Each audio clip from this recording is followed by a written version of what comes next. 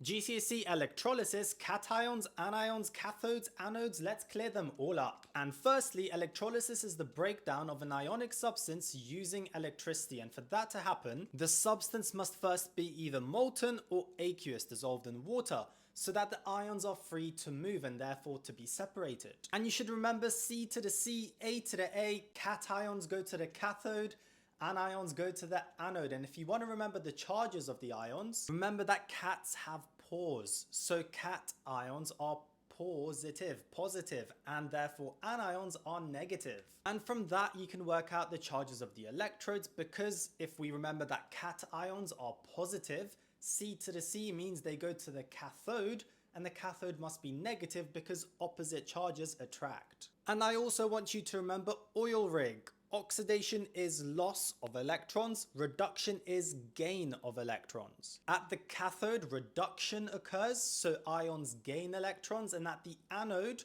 oxidation occurs and ions lose electrons. And for molten substances, it's pretty simple. If we look at lead bromide as an example, we can say that the lead goes to the cathode, that's where the metal forms, and then the bromide ions will go to the anode, and that's where bromine will be formed. And these would be the correct half equations for what happens at each of the electrodes. But it's when we're dealing with aqueous substances that it gets a little trickier, because aqueous means dissolved in water, and water also ionizes into hydrogen ions and hydroxide ions, H plus and OH minus. So when we're dealing with aqueous substances, we need to decide what's going to be formed at the cathode, and it's always going to be hydrogen unless the metal involved is less reactive than hydrogen. I'll show you how you work that out in a moment. And for the anode, if one of our anions is a halide, a group 7, then that's what's going to go to the anode and it's going to form a halogen.